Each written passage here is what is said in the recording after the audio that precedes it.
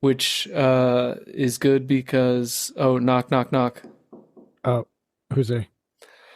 Podcast co-host. That was so stupid. And like non-committal, which is not the vibe of this movie at You all. really gave up on it, like halfway through. Podcast co-host. There we go. Yeah, there we go. Hi everyone. You're hearing two voices so far. I am one of your co-hosts. My name is Paul. I am your other co-host. My name is Ben. And today, as per most of our episodes, we have a fabulous guest with us who brought us a maybe fabulous, we'll discuss, movie called The Cable Guy, which follows all of our normal rules. It's 7 years old or older. It's well under 2 hours and 22 minutes. It's not part of any major franchise. And the guest that brought us this is Mychal Dynes. Mychal, say hello. Hey everyone. Thanks for having me, guys. I've been looking forward to this for a long time. Oh, such a pleasure. Such a pleasure. I have to ask right up front. Did you see this on the little list that I sent you? And was that what inspired you to choose this? Or was this... I think I first didn't see it on the ones that you had on there, which made me excited because I was kind of leaning towards The Cable Guy even before looking at the list. And then the fact that you guys had it on your wish list was just meant to be. It was fate. I think we also... Didn't we talk about this recently? Very recently. That's what I thought. I couldn't remember if it was on here or if it was in the real world. It may have been when we paused recording. This is the thing, is it all starts to blend together, doesn't it? Yeah. Hard to And I don't say. listen to this program. What? So No, absolutely not. No. couldn't tell you what we actually talk about. No, the editing is painful enough. I want to mention also that Mychal is a restaurateur and has a fantastic restaurants called Little Conejo. That second word is Conejo. You can find them at symbol little underscore. And he's showing us this beautiful merch. Oh, nice. And this wonderful pop of yellow with a teal on it. Yeah, a little shout out there. Loving it. Tell me about it. I am someone who enjoys eating. Wow. Cool, me too. We started in 2017, started in Vancouver, and then had a couple food trucks along the way. We have a location in Ridgefield now. We're about to get on Grubhub. We're just kind of been growing steadily. You survived the COVID restaurant. Yeah, I felt like crash. we were in a really good spot age-wise to still, because we were still sort of figuring out what we were doing anyway. Okay. Yeah. I think that, if you had been a long standing restaurant that had been doing things the same way for so long, it would have been really hard to transition or adjust things. So I felt like we handled it really well, and we still have a really good staff, but we've been lucky to have some really good people that worked with us from the beginning, and have a lot of them since gone on to do some cool stuff too. Side note, I mean, some of the best tacos I've had, period. Thank you. Incredible tacos. The potato taco is something that's so special and near and dear to me. Also, one of the best mezcal menus you will encounter. Fantastic. So if you like a taco and a mezcal, I love all those things. Little Conejo in Vancouver, Washington. We're going to be nice to Vancouver today. Wow. Do you usually trash Vancouver on this? Never. No. Not me anyway. Not a single time. I like that you brought up the mezcal list, Paul, because that was like really at the heart of my business partner and I. The idea was we really wanted to have those things together, and it was hard to find a good mezcal list with good tacos in the same place. We felt like it was a lot of great mezcal selections were at bars. So we'd be eating still good food, but like fish and chips and burgers and stuff like that. And so we just felt like that it made sense contextually. Yeah. I'm going to say this too, and I don't know who your distributors are, Mychal, and this can be very important, especially depending on the humidity of a day. The Yarritos selection at Little Conejo is second to none. Yeah. Fantastic. So if you're not an alcohol drinker, that's another option where the menu is very plentiful. We've talked a little bit about Little Conejo, Mychal. Now we have to talk a little bit about what we've all been doing. What you been doing? What you been doing?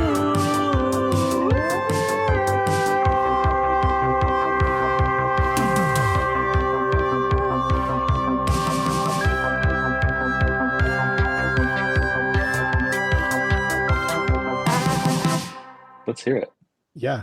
Who's first? Paul? You? Me? Ben, Me, you, Ben, me, I would Mychal, love Paul? you. Ben, Me? Ben, you. I've been sick. Oh, Starting 2026 hit me like on Friday and kind of put me on my ass for a few days. And now it's spreading throughout the household to my wife. I feel like I'm on the tail end of it. You might still hear it in my voice, possibly. But yeah, a little nasally. I'm glad you're on recovery road. Yeah, it's Excellent. not a great way to start the year, but Great way to start the segment. right? Everybody. Yeah, This is why Paul and I aren't next to each other physically touching. it's true. Usually, Normally we're gingerly touching our tips. yeah, usually I have my fingers in his mouth. So when one's talking, it kind of alternates. whose fingers are who? Yeah, we puppet each other I must be on Broadway. directly through That's the not my jaw. mouth. That's not my Yeah. mouth, Paul. You're puppeting me. This is why Hey, we need a video podcast. What have I been doing? I decided I have this script, Mychal. It's this rom-com. I love the genre. I do. I decided in terms of the rom-com, I just got to be done with it. I just did one couple final rewrites and did what I think made sense in context and just kind of closed that. I submitted it to the Austin Film Festival screenwriting Oh. competition. Good for you. I feel Excellent. pretty strongly about it at this point. So And you didn't ask, but I will Hooray. do it. I'll do it. So thanks. I mean, I'm here for you. great. I really Yeah. appreciate that. I'll do it too. consider that. Yeah, me and Great. Michael. Oh, Heated rivalry is new. And Just cleared my schedule. What is the name title? reset button. The thing that I've worked on I have off read and part on of that. for a million I've read a good chunk of that. years. Yeah. Yeah, well, and it's like a totally different thing, I'm sure, since the last time you read it for the most part. I'm just excited to have made the decision to say, I can't continue tinkering with this. There's a level of me procrastinating and not moving on to whatever the next thing is. That finality, there's a catharsis, I think, that is happening having made that decision. That's nice. Mychal, Good for you, Paul. what have Yeah, you been I'm doing? excited. Good for you, Paul. Thank you. Congratulate you. And I think that artists in all facets like have to let go a little bit and Let it go. realize maybe it won't ever be perfect to you, but it's good. I like that old saying, don't let perfect be the enemy of good. Yeah. I actually use because I used to work in restaurants. I use restaurant metaphors a lot with that, where I just go, "You got to serve the dish sometime. Sure. Got to put it out there, otherwise, Yeah. no one's gonna eat it." The scrambled Bob eggs ain't Ross. getting any softer. Bob Yeah. Ross used to talk about that all the time. The OG. Yeah. Well, all the time you spent tinkering and messing with it, you could have finished another painting by now. So good Or job, Paul. satisfaction in the growth there. Yeah. Put it out there. So what have I been Yeah. doing? I've been, my family and I went to the Big Island, Hawaii, over New Year's, kind of around New Year's Day. And my father-in-law turned 75. So I played golf with him and my brother-in-law and my son. There was like 21 of us there. They took Oh, the wow. whole lot of us down there. But we played at a really awesome course called Mauna Lani. And it was just beautiful. It was like a mix of jungle and ocean and really old, kind of gnarly trees. What It a was really dream. cool. Yeah. What have you been watching, Ben? What am I watching? Watching, watching, watching. What are we watching? What are we watching?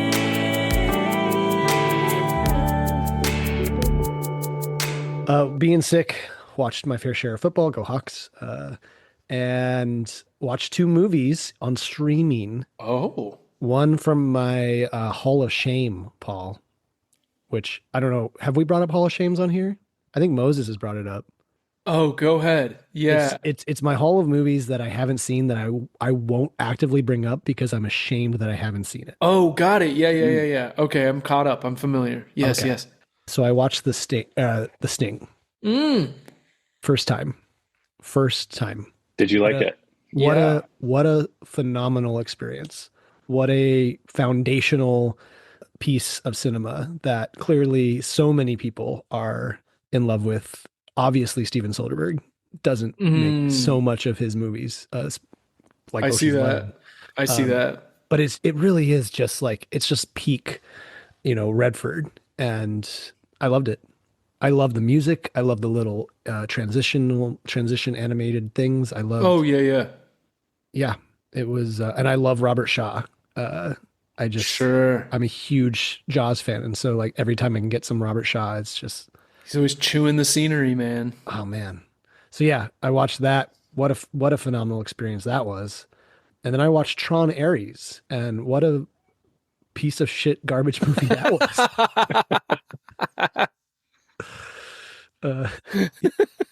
I kept watching it and I was like, surely the character Tron is going to show up, Light cycle. right? Because this movie is called Tron Ares, and they know that there's a character whose name is Tron, right? He was in Tron Legacy. He was, and I'm a Tron. I think Tron Legacy is like a 3 for me. It's really fun. Like, it's the Daft Punk score is great. The script is like really boilerplate, and it doesn't really go anywhere, but it's fun. It's cool to look at for sure. And this one I just felt like was just a slog. It was awful. And then you just have to throw Jared Leto in there, and it's like he's not even the worst part of the movie, which is saying a lot. That's surprising. Yeah. So that's what I did.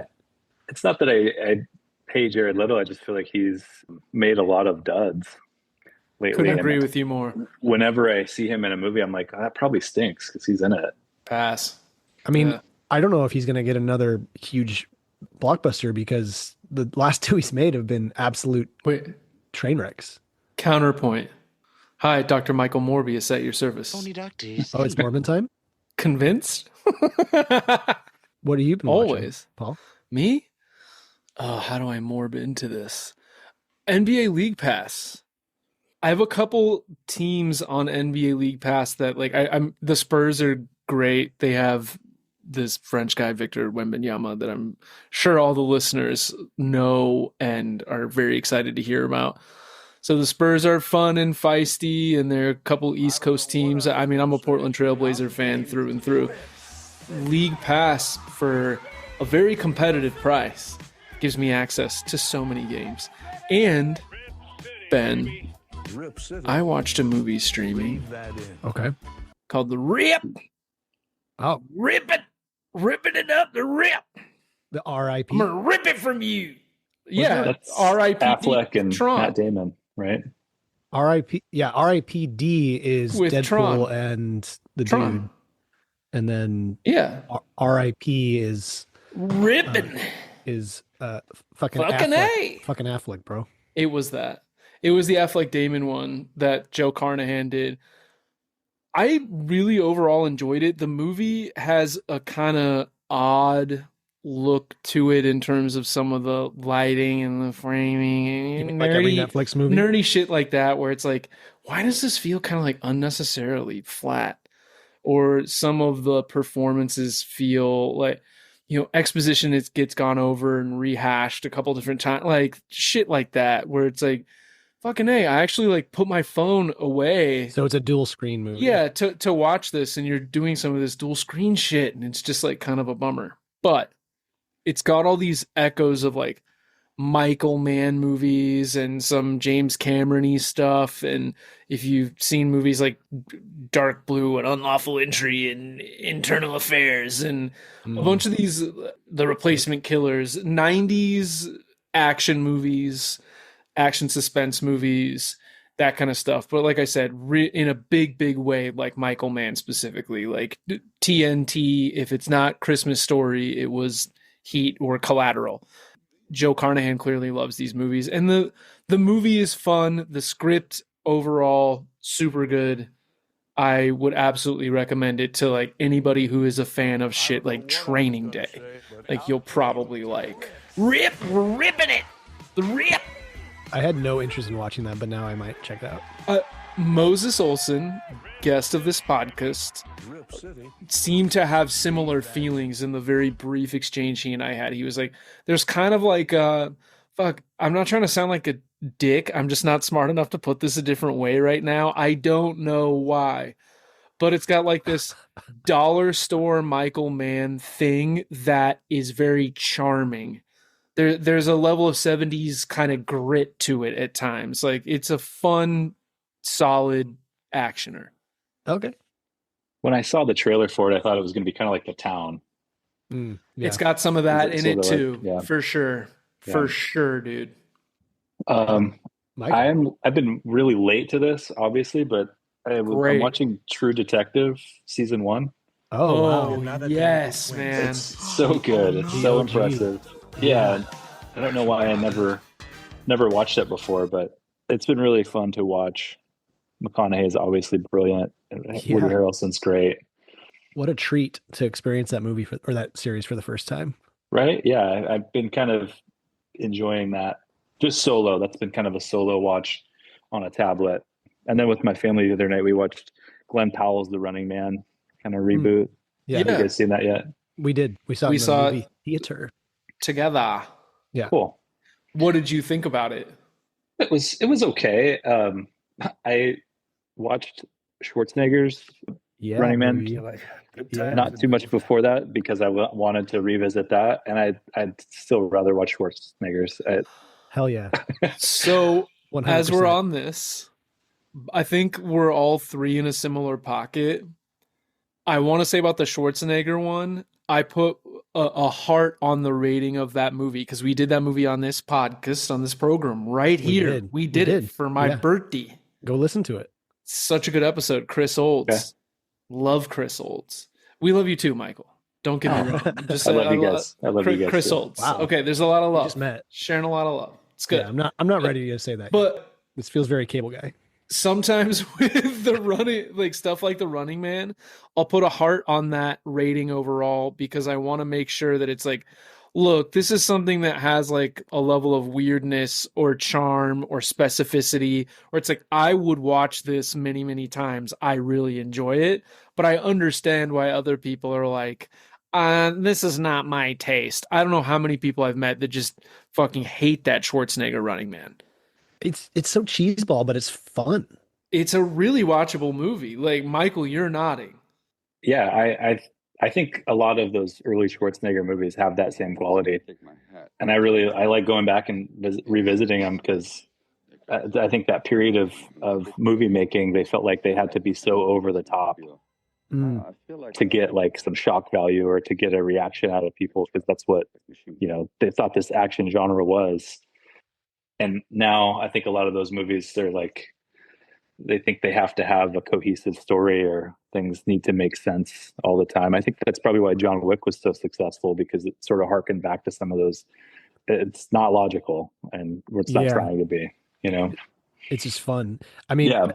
the Schwarzenegger one like leaned into the absurd aspects of the world that it created, and it was like wrestling and like these characters were crazy, and like you believe that like, oh my god, like this conglomerate has taken over in this like absurd world of like and like murder is so normalized, and it made that stuff I felt like went kind of away in the new one. Like I felt like they didn't lean into a lot of those absurd things. They just were like, it's a reality show and there's drones watching you, and you're like, okay, I mean, that's not that different from now, so like give me a different world maybe. This is what was so cool about that original one, and I mean that predates what I'm going to use, but it's almost like there's like a level of idiocracy in it.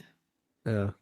like some sort of mass consumerism and mass corporatization and stuff like that that's there. Like the satire doesn't always work, but like normally it works well enough. And I just want to shout Richard Dawson in that movie, who's a non-actor Mm-hmm.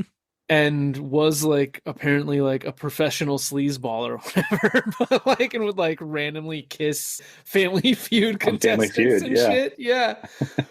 When Arnold Schwarzenegger looks him in the eye when he's in the tube and says, "I'll be back," and Dawson doesn't even look at him and looks kind of out into the crowd and says, "Only in a rerun," and just throws that line away.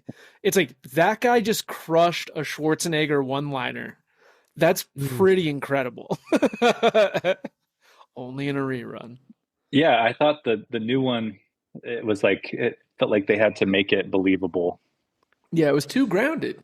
I love the Schwarzenegger one. Was like, it's fantastic. It's fake. It's like a apocalyptic future. Yeah, I mean, we got to move on to. I mean, we're going through the channel surfing right now. You know, TNT. You got. We're done with Running Man ICN. on. Yeah, But I want to say that like the biggest problem I had with the new one is like the arc of Ben Richards is watching him become this leader again and lead the resistance, and you don't get any of that in this new one. You get that in the OG one, like more so. You know, but in this, it's like we see him like just be angry all the time, yell at the camera, flip off the camera, get people killed around him, and then it's like we jump cut to the end of the movie, and now he's leading the rebellion into the skyscraper. Like, where did you change? there was no Mick Fleetwood. It needed There a wasn't. Mick Fleetwood. There wasn't. That was the problem. All right, I'm changing the channel, Paul. We're going Okay, into the facts. Perfect. Archaeology is the search for fact. We all watched Cable Guy from 1996. It's a Burlstein Gray Columbia PG-13, if you can believe it. Ooh. 1 hour and 36 minutes. The budget for this movie was estimated 47 million, adjusted that is 96.4 million. Opening weekend, June 16th, 1996. It made 19.8 million in the US, 40.6 million adjusted. Final gross North America, 60.2, adjusted 123.5. That's right. We're here to make you depressed about inflation. That's what this Always. podcast is about. Final gross worldwide is 102.8 million adjusted. That is 210.9. Real quick, I just want to say I don't see $100 million when I watch this movie. Was it in Carrie's pay? Like, We'll talk about that. But this doesn't feel like $100 million movie. And that does it need to feel like $100 million to be good? No. But it doesn't feel like $100 million, like massively budgeted movie. It doesn't come across as that. sure. And also like this movie, I remember being programmed that this was like one of the huge failures of all time. And it's like, no, this movie made money. Yeah. Yeah, I think a lot of that was in just the budget for the cast, Yeah, right. because the cast was a powerhouse, and obviously guys weren't earning what they are today because they weren't as big as they are today. But this was like peak Carrie. Like, Yeah. right, you know, I think that was the most anyone had ever made at the time.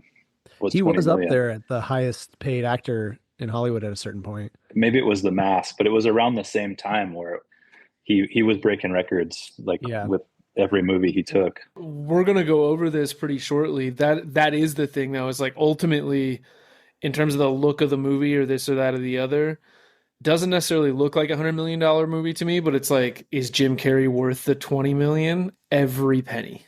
Oh yeah. Every single penny. every cent. Other releases this weekend. Other releases this weekend. No one cares. Yeah. What releases during the week. Mole Flanders, which is not a Simpsons movie. No, Okay. not at all. And Stealing Nothing at all. Beauty. It's like you're wearing nothing at all. They're not related. Nothing at all. Nothing at all. I have not seen either of those, but No, I have Mole no Flanders, idea what those are. One Zero is a idea. Liv Tyler movie, and I forget what Mall Flanders is. which is funny because 1996, I feel like this was awesome summers going to the movies. I had just got my AARP card. I had just started getting discounts, and so I had nothing else to do. You're retired. So I was just going to the movies all the time. From the railroad. Weekend top 5. This movie, The Rock, Mission Impossible. I'm just gonna say it. First Mission Impossible. I want someone to bring it. I want to do the first Mission Impossible on this program. That movie is the shit. It's really is so fucking good. Have you guys done The Rock too? Haven't done The Rock. I would love someone to bring. That's The another Rock. great one. Yeah, It's a cool lineup. Is he James Bond? I think so. I think he is too. Twister, which we did do. We did Twister, and we also did Twisters. We speaking of did do Mychal, it, dude. And Dragon Heart. Other films from Big 1996. Connery weekend. Yeah, you're right. Yeah. Other films from 96, Eraser, Tin Cup, The Mirror Has Two Faces, Sergeant Bilko, Eddie, The Phantom.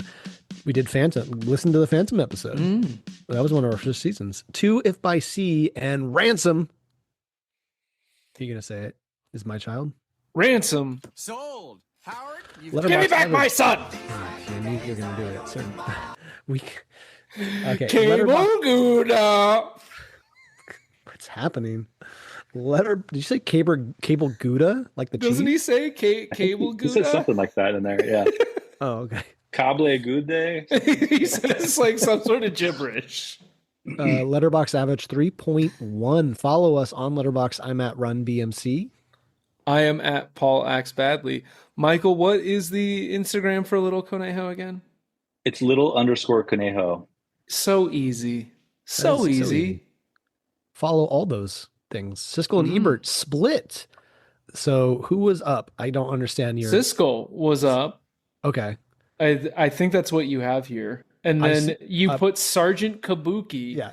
which is a mystery man. I But wanna like why that's there, I don't know. Clarify that I do not write these. Siskel and Ebert reviewed a movie called Sergeant Kabuki Man NYPD in this episode, which we've talked about on this program. That is a real movie. That is true. I remember that. Rotten Tomatoes, 57%. That's low, guys. Come Little on. bit. 51 popcorn. Metacritic, 56, 6.9. User major. Award wins and nominations. Kid Choice Best Actor. I'm guessing for Carrie, and MTV Actor and Villain. All for Carrie. Yeah. All for JC. You know what? 2 great comedians, 2 great actors from Canada, both JC, John Candy, Jim Carrey. Is that something? Director of this film was Ben Stiller. Zoolander, Tropic Thunder, Reality Bites. Ben is so disgusted right now. Writers, Lou Holt Jr. This is his only credit. Music was John Ottman. Gothica, Superman Returns, Bubble Boy. Cinematography was Robert Brinkman. Sugar and Spice, Serving Sarah. And Encino Man, which stars the favorite son of Cornish. My fellow alumni, Brendan Fraser. Brendan Fraser. You bet your bottom dollar. Producers, Judd Apatow, Bridesmaids, Bernie Brillstein, R.I.P., Ghostbusters from 84, Brad Gray, R.I.P., The Replacement Killers, which I mentioned a moment ago, and Mark Gervitz, mostly TV and stand-up specials, and several other producers were involved.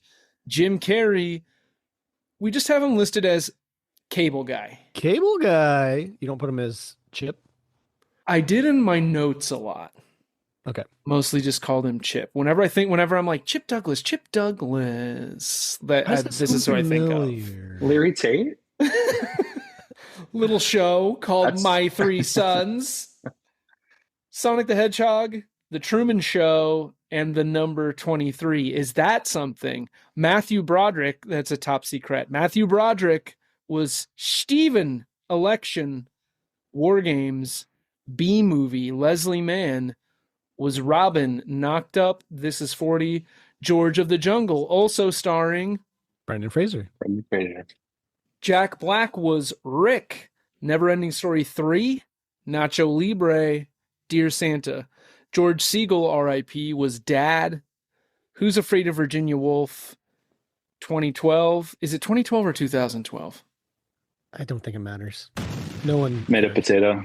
Yeah. And a movie called Carbon Copy. If anyone can tell me the premise or a basic breakdown of Carbon Copy, I will Venmo you $5 between the just give two you- of you. I'll just give you the yellow slip and I'll keep the pink one. Okay. It is George Siegel finds out he had a son many years ago, and that son is played by Denzel Washington. That's not what That I is thought a you were gonna real say. movie. Sounds like I can't miss. I mean, they look. I mean, they're like carbon copies of each other, so that makes total Can't sense. miss. They look exactly alike. Oh my goodness. What is the other one? I think it's like Denzel and Bob Hoskins. I can't remember the name of it, but it's like a couple movies. Diane Baker was Mom, The Silence of the Lambs, Marnie, and A Mighty Wind. Ben Stiller was Stan, and who's the brother? Sam and Stan? Sam and Stan? I'm still kicking. Samuel and Stanton. Permanent Midnight, Duplex, which was directed by Danny DeVito, I believe. And Yeah, I correct. think Ben Stiller really likes Danny DeVito as a director. I I can see feel that. a lot of parallels. I mean, I feel some Tim Burton. I feel a lot of stuff through this piece of art, this work that's being served. Duplex came out while I was working at Hollywood Video, so I just remember Nice. the cover of that DVD case very well. Did I you like that steal it? movie. I haven't seen it in so long. I like that movie too, Michael. Paul, I resent that question. Also, Ben Stiller was in Heavyweights, same character in Dodgeball. Basically, yeah. Yeah? Do we think And that's the same Happy guy? Gilmore. And maybe same guy. Happy Gilmore too. Hal L. Hal L. Eric Roberts was Eric Roberts, Runaway Train, Star 80, and The Specialist. Janine Garofalo was Waitress, and she is fucking fantastic. Yeah. Wet Hot American Summer, Ratatouille, and Mystery Men. Listen to our Mystery Men episode. It's in the Wayback Machine, but it's in the annals, but it's way real back good. there. Did you catch Way Bob back in the Odenkirk? annals. Did you catch Bob Odenkirk in there? We are going to talk about this. We're going to talk about Lou Holtz as well. Great. Michael, I get if that you- Notre if you- Dame reference. If you wouldn't I get that one. mind. Which it's like, I find it very funny that the writer of this movie is Lou Holtz, and there's a character with a lisp, and Lou Holtz is not related to Lou Holtz, the coach with the lisp. I have to say thank you for putting the in parentheses. It's not related to the football coach because I was about to Google it, like as I read the name. and Sure. I just kept reading, and he answered it for me. So I tried. Sometimes Paul does. I things. did this part. I did Yeah. the part that helped you. I did it. That was me. is it true that he like sued Judd Apatow, or he had something with Judd Oh, Apatow? Yeah, right? you're gonna talk about it. Okay. Fun facts, everybody. It's fun fact time. Okay. This film is packed with cameo appearances from the world of comedy and improv. Here are a few of those: Andy Dick, David Cross, Amy Stiller, Owen Wilson, Joel Murray, Kathy Griffin, Michael Rivkin, Bob Odenkirk, Kyle Gass, and others. Oh yeah. The Kyle That's Gass crazy. cameo. The Kyle is Gass cameo is great. Legend. Yeah. This is before Meet the Parents, right? But after the Ben Stiller show, Okay. which Because like a lot of these guys are in it, right? The Ben Stiller show. if memory serves. I served Owen Wilson in a restaurant Wow, you're so dominant. at my restaurant that I used to work at. And he Oh. did, in fact, say, wow. Did you, at did you certain points. follow him into the bathroom? Did you get beat up in the bathroom? were you then in the newspaper? It was salt I was- peanuts, salt When I peanuts. saw him he was at the bar waiting for his table, and I was like on my phone on a break, and I just saw I hadn't seen that he was there yet, and it was the same day that it announced like Owen Wilson cast in Loki, and I was like, oh, that's an interesting casting, and then I looked up and he was just standing at the bar, and I'm like, is that something? Is that something? Wow, screwed him up. He was very nice, and he had two very attractive women with him, and they sat down for dinner. Awesome. Okay, so in my fun facts, Lou Holtz Jr., son of a famous actor, writer, and not the football coach, had the idea for the film when he saw a cable company employee in the hallway of his mother's apartment building and started thinking, what's he doing here so late?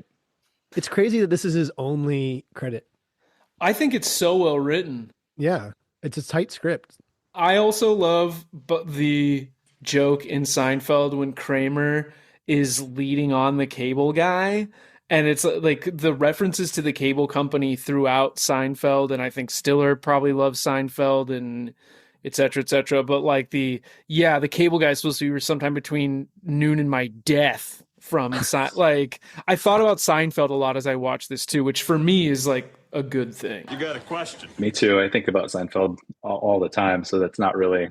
It didn't signal anything really to me. Normal but- every day. So Judd Apatow only received producer credit. He was one of the film's writers. He was denied a screenwriting credit by the Writers Guild of America and challenged the ruling. Apatow lost in an intense WGA battle with Lou Holtz Jr. over writing credits. According to Ben Stiller, Holt's original was basically a silly buddy comedy. Apatow made it bleaker per Jim Carrey's request, going for a funny version of the classic Stalker films. Apatow claimed there was no physical humor in Holtz's version. Carrey described the finished product as Hitchcock meets Jerry Lewis. Interesting. That's such a good way to sum that up too. Like Hitchcock meets Jerry. Has anyone seen Single White Female, or has anyone seen Play Misty for Me? Which Single White Female. I was going to bring that up because I'm so glad. I love that movie. That and movie it reminds rules. me. It reminds me of this a little bit. Same. Is Stalker a subgenre? I think so. There's got to be a couple hundred movies at Swim least. Absolutely on my breaker list, and it shouldn't be a breaker because it follows all the rules, but it's on my list. Yeah, I saw that one on there. Keanu did the Watcher. The Watcher. Yeah, obviously a stalker movie. Well, and like Scream and like so many movies are about stalkers. Like That's true. Yeah. But the medieval time scene, Carrey asks for Broderick's chicken skin and then performs an unscripted Silence of the Lambs reference. I think we all remember this one. He just asked for the skin out of nowhere, and Broderick's reaction was totally genuine. Ben Stiller loved it and decided to use it in the film regardless of the angle and cuts that were needed or made. That's so weird. It's so I don't. You got to believe that was the bit that he just does, right? Or did it just come to him there? He's a weirdo. I mean, you've seen, especially as he's gotten older, it's like he just goes full into every single role, and it's definitely affected him in a very interesting way. I love like the Dr. Robotnik shit. I find it so interesting and like unhinged, and the way that he leans into it. And I find his art very interesting. Like I know he's leaned really hard into that. We were talking about putting art out into the world and finishing it and moving on to the next painting. Like he's very passionate about stuff outside of the comedy and acting world. And hallucinogens, right? And maybe. I believe he is a... All right, JC. Well, he seems like he's on some sort of really great wavelength because he seems like very happy and very at peace with everything. Yeah. And, I imagine fame and what he went through, it's not easy to come out of unscathed. Oh, yeah, 100%. dude. Well, and just the way that he does certain things, it's like if anyone's seen the Man in the Moon documentary, we haven't talked much about Jim Carrey on this. And We've just done Earth Girls Are Easy is the only one we've done. Yeah, and he had, he's like 5th or 6th build in that movie. Yeah. And so we didn't shed a lot of light, but he is just such an incredible performer, artist. He's just such an interesting person. And definitive for this time frame, like in absolutely cinema. Yeah. I can remember him saying a few things that I just really locked onto about manifesting. And, I think we probably all heard him writing that check to himself. Yeah. And then actually going through and cashing it. Just, it seems like a lot of things that really healthy, positive stuff that came to fruition for him. I think it's really cool story too. Yeah. Kind of rags to riches. No, I agree. I love going back and seeing even his like MTV Movie Awards acceptance speeches and shit like that, and Golden Globes. He's just like a very raw. I think that's the other thing too, is when you do stuff like Eternal Sunshine and Truman Show and Man in the Moon, and you go to the places that this person goes and other things in life that he's dealt with, like these things change you. So it's just like Ben was saying too, like this artist in this clump of time carries so much weight, I think, just through generations, most likely. Yes. Yeah, I think this movie was sort of, I don't know if it was a turning point or what, but he had never done anything really like this. He was just sort of a physical goofball comedian character. It was like Ace Ventura was big, right? So Yeah. Yeah, and The Mask, I think, I don't know if it was before or after, but it was right around the same time. And, Fire Marshal Bill, and, he was just kind of known as... Color, yeah. Yeah. Speaking of that, this movie didn't use a major marketing campaign or a wide publicity push. The idea that the movie was a disaster was created and pushed by rival studios and production houses because they were angry that Sony set the high market for salaries, giving Carey $20 million to star. That's crazy. That this was essentially a thing where they were like, we're giving up marketing dollars to pay people. And that pissed off other studios so much that they went out of their way to try to tank it. And it seems like we're not successful at tanking it. Well, didn't you say you were under the impression that this movie was a bust? Yeah, and I was wrong. I was wrong. Worked. They got me. This episode is brought to you by propaganda, by the way. Which is what every episode is made of. I think this episode's a bust too. It's gonna... What? No. No. Incorrect. Maybe then it won't. No, if I'm saying maybe then it won't be a bust. Yeah. Let's start that campaign. Let's start the smear campaign now. Let's start the don't bust. We know busting makes you feel good, but don't bust.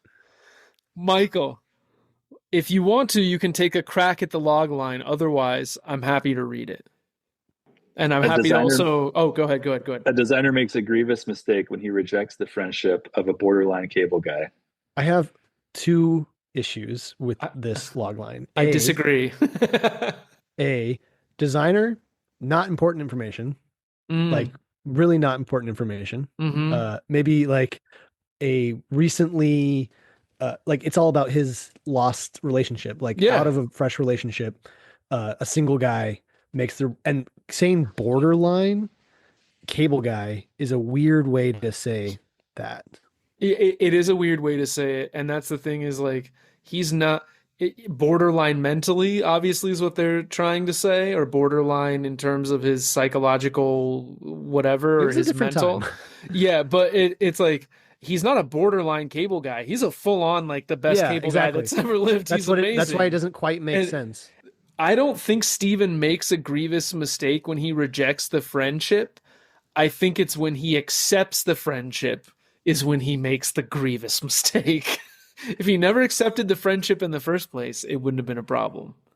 Yeah, I think that's really fun about their relationship because I think Steven, goes through times where he does want to be his friend, but then that sort of always backfires on him. And, I think we can all relate to a time when we've either been one or the other, where it's cool that this person wants to be my friend, or, hey, I really want this person to be my friend.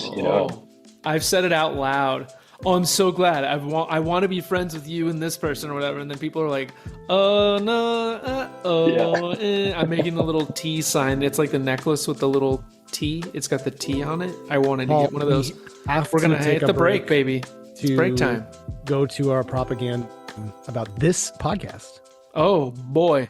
Okay, we are going to take however long we want. See you in a minute. The following is a Reviewuniverse approved message. Young people from all over the globe are joining up and subscribing to guarantee a better Reviewuniverse future. We've just begun to produce what the hosts are calling Big Help, or the Review Shelf Help. It's an ugly show, a physical media sycophant fandom show, a show as hostile as well as overwhelmingly, confusingly positive about physical media and helping you decide what belongs on your shelf. If you'd like to know more, listen to our surprise sneak episode celebrating the 60th American football champions of the world, Seattle Seahawks, and tune in to our upcoming and exclusive channel that will have shelf help episodes of Under Siege, Kindergarten Cop, Clueless, Starship Troopers, and even more. Would you like to know even more? Then keep listening. Like, share, and subscribe to the Review wherever you listen, and assist in the rapid expansion of the Reviewniverse. Nothing bad can happen. It can only good happen. Back to the program. We hope that you enjoyed the previous episode for that very real product. Loose lips do sink ships, so we can't tell you. Yeah. She shell, shink shell by the shank show, Loose lips, shink ships. My lisp has got Dr. Sweers. Let's not bring speech impediments into this episode. Otherwise, we're we're never gonna stop. I did have a speech class when I was a kid. Dude, Like my own independent, like in elementary school, I had to go to a speech therapist. I've struggled with some stuttering and some minor dyslexia, sometimes more so with numbers, but a little bit with words as well. And like that definitely has caused some stuttering in life. And I don't know if anybody else catches this. Like part of the reason why he or feels this, I think why Jim Carrey has this thing happening in terms of the lisp is not only that he had diasthenia or whatever, the gap in his tooth when he was a child. Like he caught a fucking Kodiak work boot and had reconstructive surgery, and at a point he gets punched and it fixes it and gets punched again, and it's like, has his jaw just been out of place for a long time? Like the things that this movie like throws at you in like exposition. Oh man, I can't wait to talk about this. I can't wait to talk about this. Michael, do you know what this is? Looked like maybe a deck of cards. You are correct, sir. You are correct, sir. This is a deck of a game called Cinephile. Basically is a deck of cards that has an actor and a movie title on it. So you'll just read what's on the card, just read the actor's name and the movie title. Paul will name a movie that actor is in. I'm going to name a movie that actor's in. You will name, and we'll go around until one of us can't. And whoever can't gets to talk about their first experience with the movie Cable Guy, as well as their most recent experience. Does that make sense? Yep. Great. All right. You let me know when you want me to stop flipping the deck. Stop. Benicio del Toro. Okay. Now we're talking. Fear and Loathing in Las Vegas. Oh man, that's the one I had in my head too. Okay. License to Kill. Because we're in Star Wars The Last Jedi. One Battle After Another. Just watched it recently. My wife was just watching that. Same. Sicario.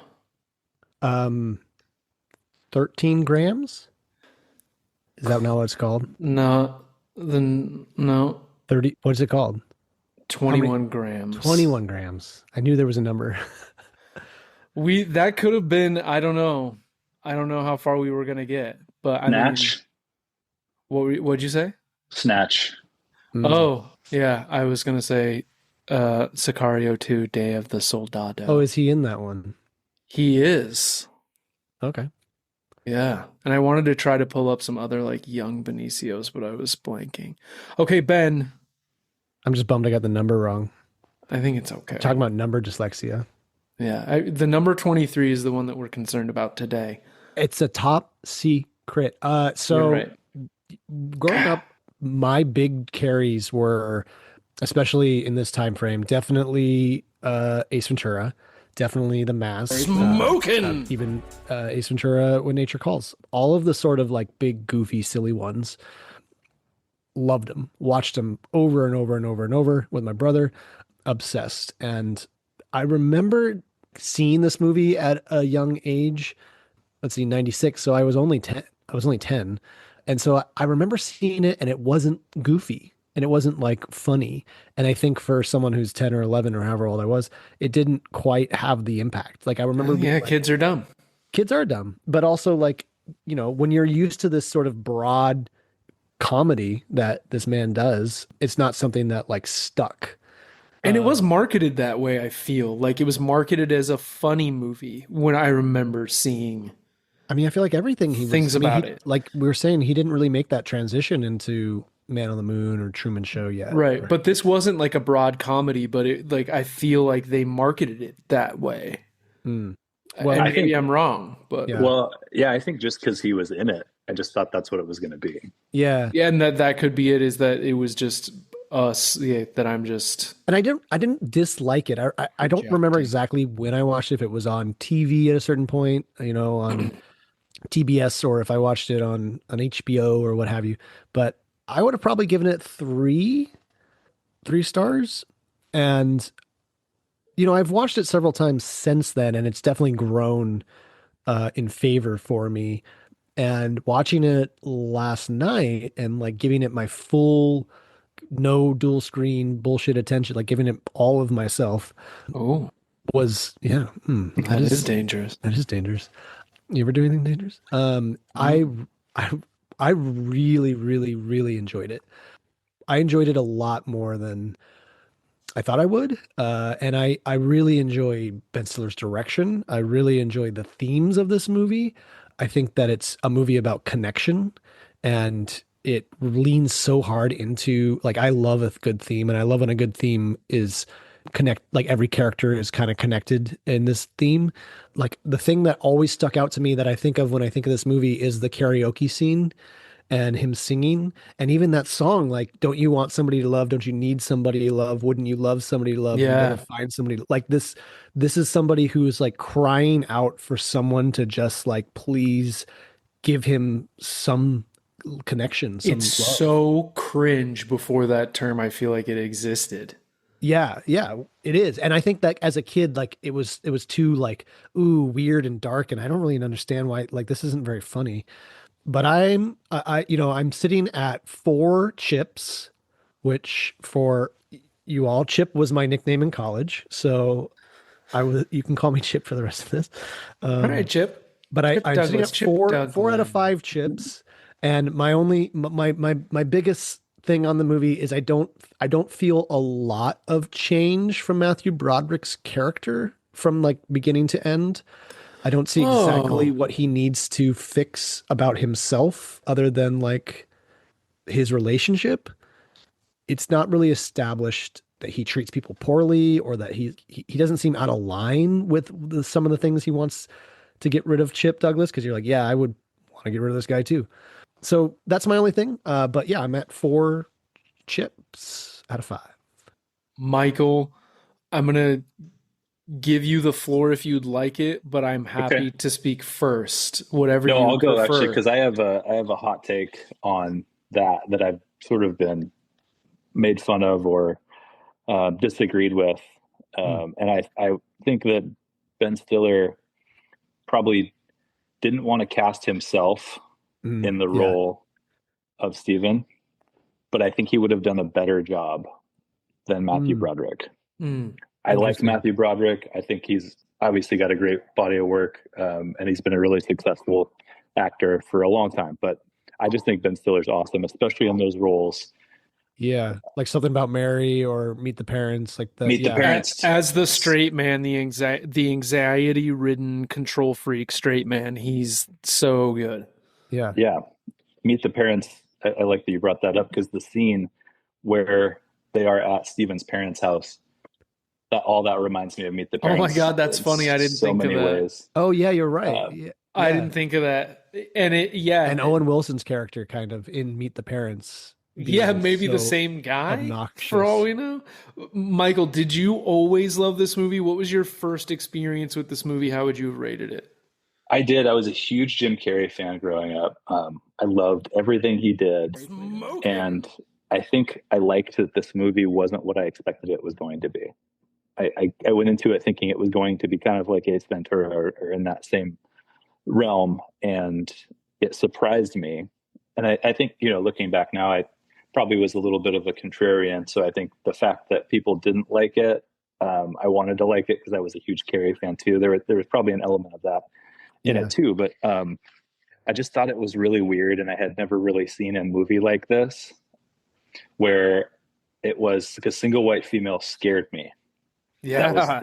That was an intense, suspenseful thing. And this sort of played the line of that. And I think there's a lot of towing the line in this movie a lot. Like Jim Carrey's character, he's very, he's smart. I think that's one thing that's Extremely. right. I think that's something that's really cool about it. He's good. He's a good technician. for installing cable, and Yeah. he's also maniacal in how he gets Stephen and Robin together at the same night that he's supposed to go to the Soundgarden concert with Jack Black's character. Yeah. There's a lot of that too. Like even the very first scene, I think he comes in right when he's putting the shampoo on his hair. Yeah. And I thought, so seeing it now, I've seen it so many times, but I wonder, was he watching him that closely where he was like, I'm going to knock right when he puts the shampoo. Whoa. Okay. He's clearly been in that apartment. Now you might before. already be changing my rating. He wired that apartment before, so he could have the old McNair place. Mychal, this out of 5, your first viewing was already like a 5? No, where were you at? I think I might have added a 5 back then because it was my favorite Carrie movie for a long time. But I think it's a 4 for me. Four now chips out it's of 5. A 4. Okay. Yeah, I think it's a wonderful cast, and I think the movie's really cool. I like that it's like a dark comedy, but it doesn't get too dark to where you feel dirty leaving it. Sure. Just the only thing I would say is like the ending sort of is a little clunky for me. Yeah. He doesn't have a plan on the satellite. It's a really cool place to go to end the movie, but there's just some things in the end that's just kind of like. I think we're going to end up talking about the end a good amount. But you're at 4. That's why I can't give it a 5. But okay. Yeah, 4. It's a solid 4, and I love the movie. And you can work in quarter-point increments from here, pal. So you're at a 4 now. If you want to go down to a 3.75, up to a 4.25, in those types of increments, you're good to go. 4 maces. From the medieval times. The medieval times fight. Okay, nice. I've never been to medieval times, but every time anyone brings it up, this is all I think about. It's just this movie. Yeah, I watched a thing where they were saying he was surprised that it had never been in a movie before. I do know it's non-union, which sounds awful. At that time it was, or this, no, it still now it's still. That's really disappointing to hear because I didn't know their strike was unsuccessful. That's maybe really that changed it. Maybe that okay. changed it. I don't know. I certainly hope that they joined SAG-AFTRA. But wouldn't it smell like horse manure in there? Oh, I assume I would not want to eat in that, but shut it down. No, thank you. It's a weird concept if you were to describe it to someone. And it's indoors, right? Yeah. If it were outdoor, like a Renaissance fair, then maybe. But this is like these horses are kicking around their own shit. Well, but also you're drinking Pepsi. What's the fucking difference? I would like a Pepsi. They have Pepsi. Is Pepsi okay? No, it's not. You can actually just bring me literally a fistful of that horse shit. But thank you. Paul, I am aching at the bones to know what your rating is. I owned this movie as a kid. A kid? Yeah, no, I was 4, 3.5, 4. And I saw this on cable of some sort, HBO, some sort of premium channel. And I don't remember what mystified me about this, but gentlemen, I probably watched this movie through a few years of the 90s into the 2000s or some such. I couldn't tell you how many times. I was that latchkey kid. Yeah, I was going to say, Paul, because how much of yourself is Chip Douglas? Because my name's Larry Tate. That's besides the point. Here's a person who's mostly references. Right, sure. Came into my life through a real weird prank.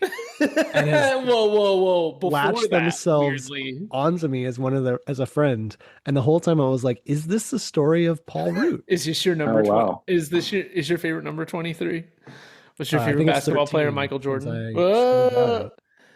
No, I don't know how many times I've seen this movie in my life. It was 4.5 cassette tapes from Dr. Sweers. Yeah. I always felt kind of odd going to bat for this movie, partially because it is so specific. So this was the thing for me, having been removed for many years. I'm now almost 89 years old. Wow. Later this year. You look great. Look great. Thank you. Thank Yeah. you so much. I shaved the mustache off and just grew this soul patch. This Are you cool gonna soul patch, gonna which run makes for me look president? young. You're gonna run for president now that you're old enough. That's the plan, motherfucker. Camacho. So I rewatched this movie mostly in the focus of like, am I gonna put a heart on this movie? I don't think my score will change. Michael, we can only work in half increments, not quarter increments, as we are not guests. We are peasants. You are royalty here. You are knight. You are a knight. Medieval times. Medieval try. Smells like shit. So that's propaganda. That's not true. It smells amazing in there. So I am not going to put a heart on this movie. I'm still at a 4.5. I find this movie really, really satisfying. I find the main big thing to be that it seems like Steven feels like a co-star in his own life, and Chip's function is to make him feel more like the star of his own life rather than the co-star in terms of his relationship. That's also what's going to make Robin happy. I'm really satisfied with the ending, up to and including the one real thread that's left open intentionally by the movie. And I find it so satisfying, and like the Kyle Gass appearance in that moment when that happens is so satisfying. So, listener, good news. I'm going to be real. This is not propaganda. Great. Not a smear Yeah. campaign. No eyes of spies, no bridges, no cribbage. Does anybody here play cribbage? My don't. grandparents did. Great. Poorly. I enjoy cribbage, but I don't play it. I very can never often. retain how to do it. Yeah, I So- always need a refresher on the rules. We're at a 4. A 4. We'll talk off mic about a refresher because I need one too. So let's just scramble each other's brains. Fuck it. And a 4.5. Strap in. We're higher than that 51% Rotten Tomato score already. Yeah, no shit. The cable guy from Ben Stiller. Let's talk about it. Start the movie! Start the movie! Start the movie! And now, our feature presentation. I'm impressed by the level of style that this movie has immediately with the staticky TV and the staticky titles. And also, Ben, you were talking about it, like the references that this movie does, like what's real, what's not, what's a construct, what if people picked up in their personality from The Babysitter, and the movie sets the tone immediately with that, and that fucking amazing song. I wish I could remember the artist. As the soundtrack for this movie fucking rules. It's so good.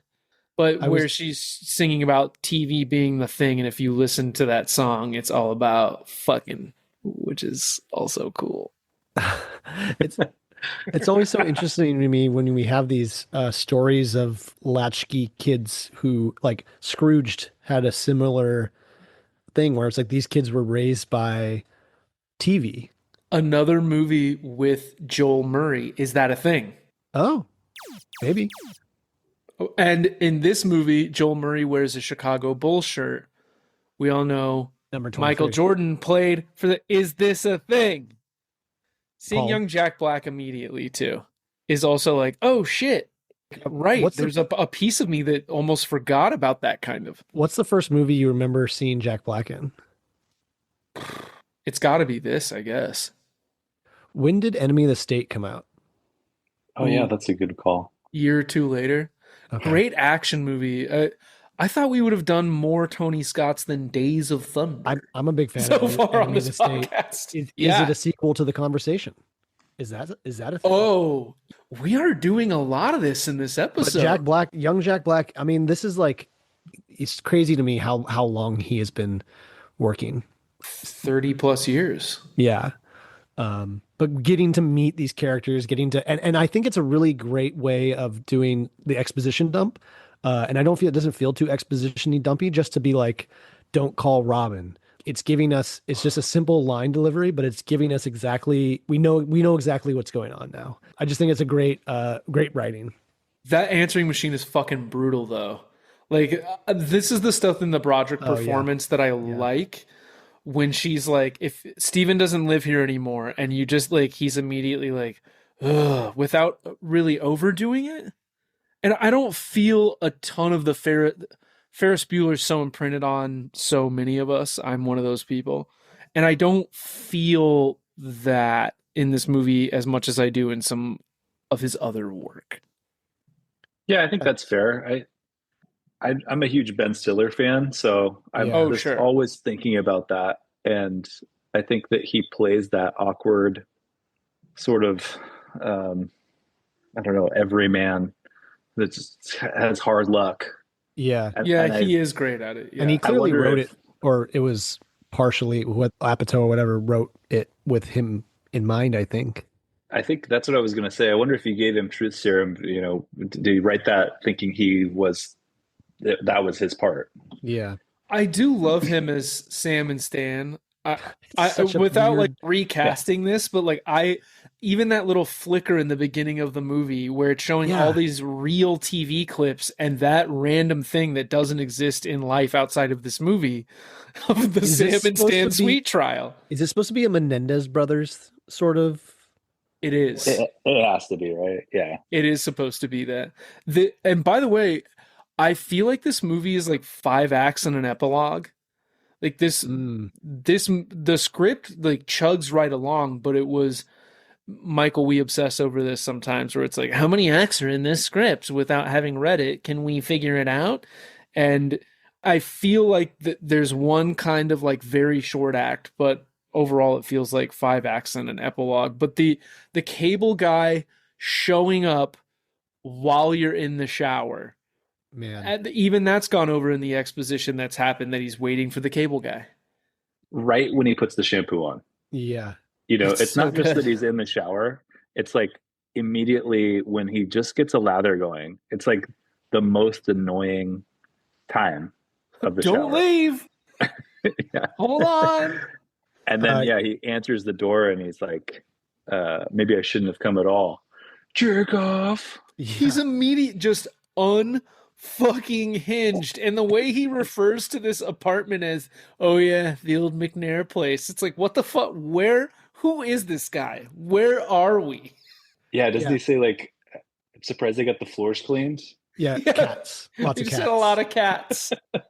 Yeah, but then he also knows exactly where Oh, he to gets find the sexual cable, with so the he's been wall. there. He Yeah. starts flicking the wall's nipple and being like, "That's right here." What a fucking weirdo, man.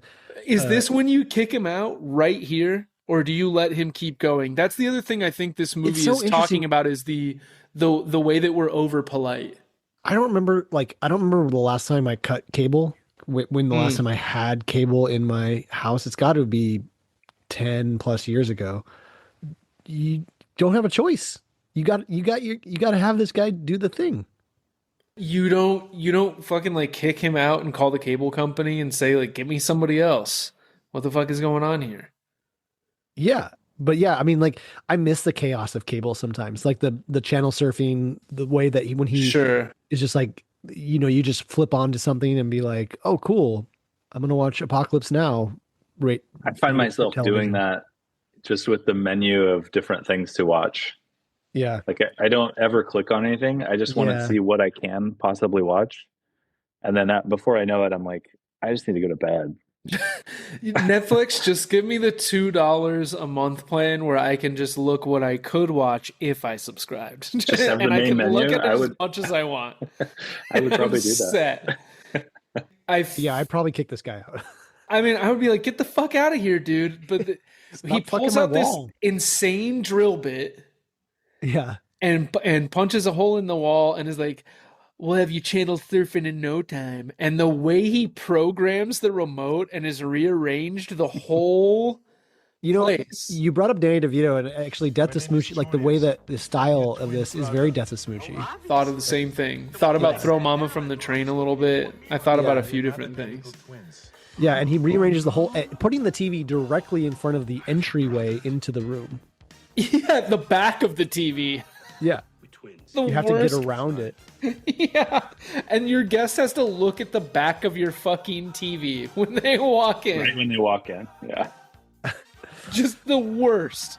And I like that they're already they want us as the audience, I think, Stiller wants us to feel like this Sam and Stan Sweet thing is so important. It's like And running parallel. This whole thing is parallel to that. So it is important to a degree. Yeah, well, and he's talking about Sam. One of them killed the other. Joined a cult in Salem, Oregon, like a clear shout out to like the Bhagwan and like the fucking weirdos that tried to take over Armadillo a million years ago. But even like the gag that Jim Carrey plays on him about the cable, like he's baiting him already right there.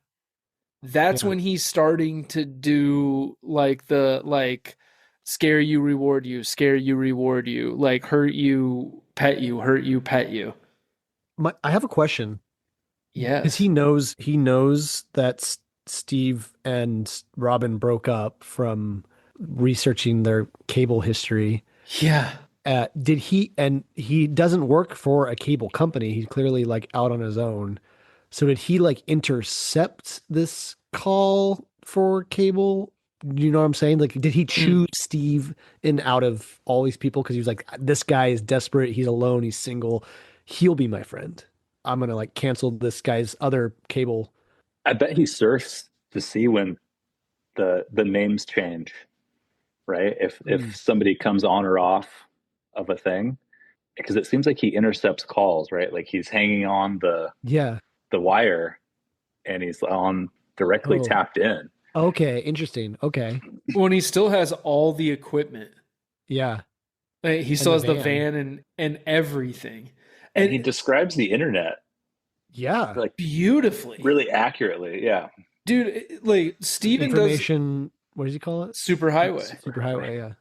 They have this awkward goodbye and Jim Carrey like hooks him into plans with him to like hang out. And we were talking about this, like the dynamics at Steven's job are important, but what Steven does is not important. Not really, important. like, is he a designer? Is he an architect? Does he work in acquisition? Like, who knows? Murders and executions. Right. Yeah, exactly. But Steven, like, he's got this idea where he's like, yeah, we have this former school. We're going to retrofit it, redo it as condos. Seems like a good idea.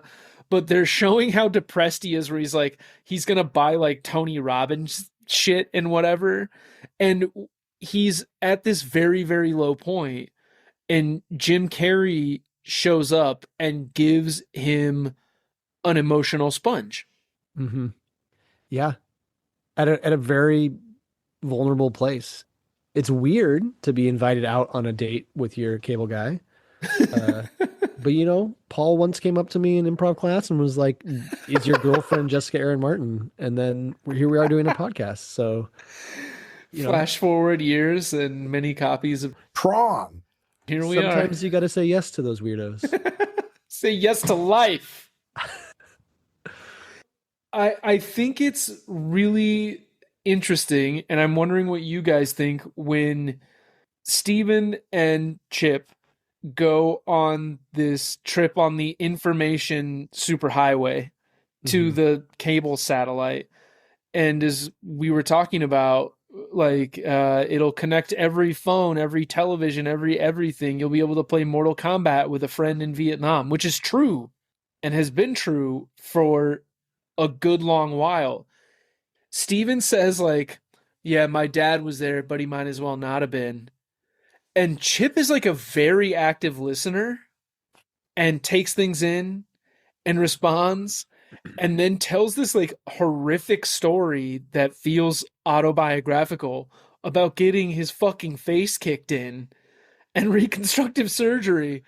And Steven's like, you know, you can do something about that lisp. And like, that's the, like, it comes out of nowhere and it's very offensive. Well, and like, that's the thing is like, somehow this script and this direction and these actors are so good at keeping these people likable through this mostly like upsetting journey. I don't know how else to put it. You don't just like ask someone if you can fix their speech impediment. It's not a thing you should do, but the first time you ever hang out with them. Yeah. Like, what difference does it make to you? Like, what the fuck are we This guy literally just was, you were like, my dad was an absentee dad. And this other guy was like, my dad broke my face. And he was like, yeah, you got to fix that lisp. It's like, what the fuck are we doing here? Like, what is going on? Yeah. I guess, okay, so I guess this is what I'm saying is I feel like at the beginning, there's not a clear introduction to me as to what is wrong with Steven. What does he need to fix? He needs to be more assertive and make decisions, I think, and not get so pissed off. I think that's the main thing, is like not react to difficult things with volatility or like anger or violence. And when is that, I guess, where and when is that like set or established? I think he goes off the rails really quick with the sleepless in Seattle thing and with sleeping with another person.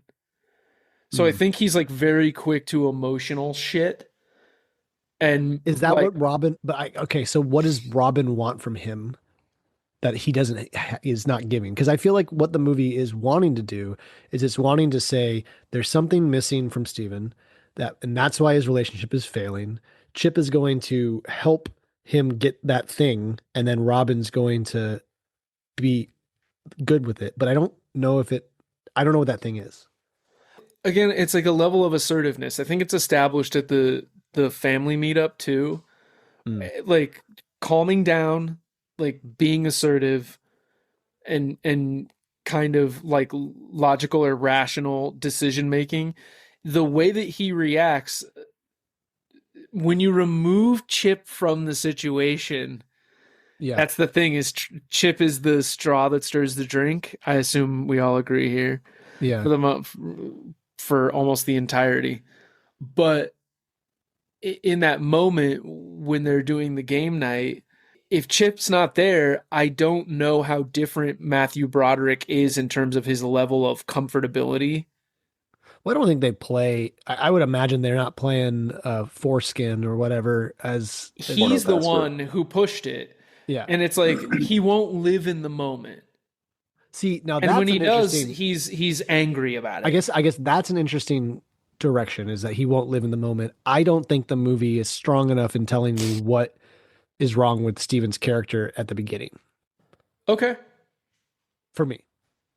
I think that's fair. I think he's just vulnerable because she just broke up with him, and he wants something, and that's where I think, I don't know if Chip sees that or not, but that's why he's so open to Chip. Like all of these things that Chip does, it just keeps in contact with them. He keeps letting him back in. He keeps,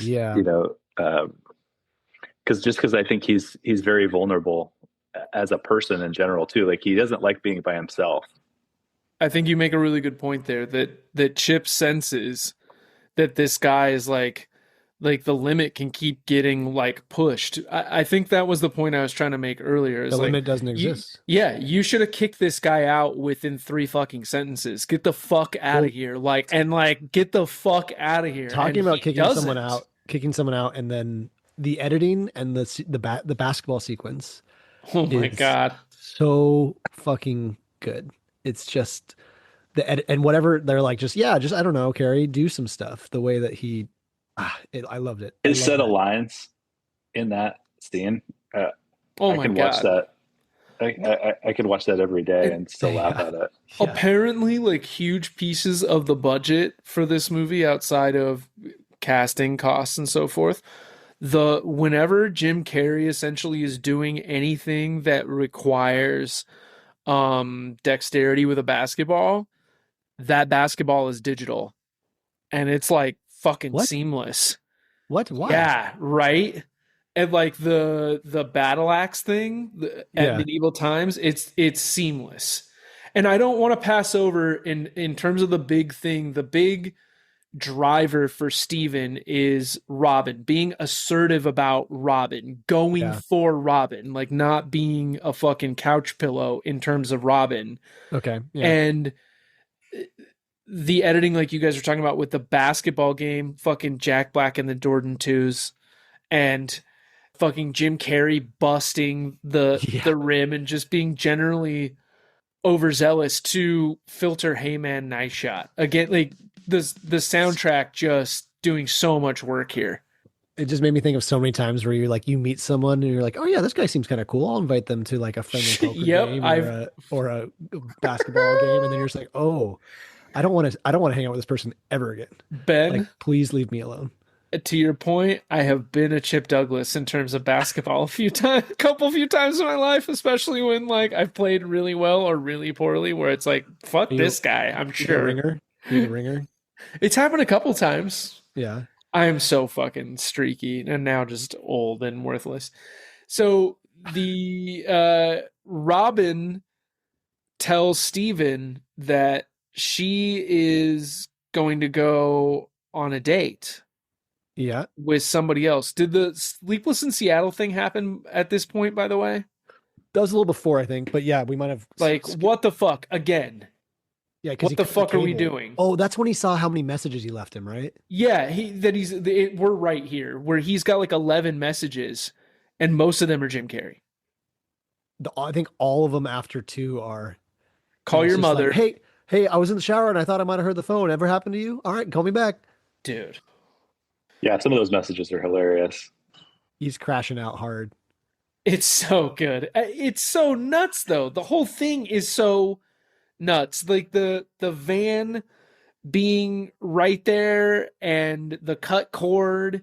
That is Matthew Broderick's biggest mistake, is just not fucking shooing this guy away. Is constantly allowing this guy a way in. He's just not assertive enough. I can see that Robin, for all we know, Robin's been with this guy. Do they ever say how long they've been together? And they're not engaged, or he's not being promoted over Hal, who, when is somebody going to wise up and dump Hal? Yeah, I mean, look at those hair plugs. Hair plugs. Oh, that's just me, Ben. Well, he proposes, and then she breaks up with him because he's smothering her. Right. See, this is where I feel like it's a little murky. It's a little murky to me. Like it's not super clear. It doesn't bother me too much. Like, to be honest, a four-star movie is great. So like it doesn't bother me too much because like the entire concept and conceit is great, and Jim Carrey is phenomenal. And so like it was just one thing where I got to the end of the movie and I just went, so what is it that just changed in this character? There is something extremely specific about it. Yeah. Where like the lighting is incredible, the framing is incredible, the camera work is incredible. Like I don't remember a lot of movies that had camera spins around stationary characters or whatever before, and I'm sure there are, but before this movie. Like when we do the cut back to not showing the mom, almost like the mom doesn't really exist. Like the main thing that exists in this child's life when Chip was young is the TV. They do Mr. Babysitter. It's like all from his perspective, right? So we just see her like legs. Yeah. She's like walking. And I love that jumping ahead, but like that when he sees that bright light, he's like having this weird flashback of an Arrested Development where it's like the light he's seeing his mother, and it's almost like the light was a TV. Is the TV. I agree. And I think that's just such a, again, smart direction, love the style. And this is about where they go to medieval times, right? On another date. Yeah, I was just thinking how beautiful that was shot too. Like, the fight scene was really legit. It kind of reminds me of Tropic Thunder, where those are just like, he takes those very seriously. Yeah. Even though it's a comedy, he's still like, it's like Saving Private Ryan at some of those scenes in Tropic 100%. Thunder. And I agree. And it still feels dangerous. Yeah. Is that dangerous?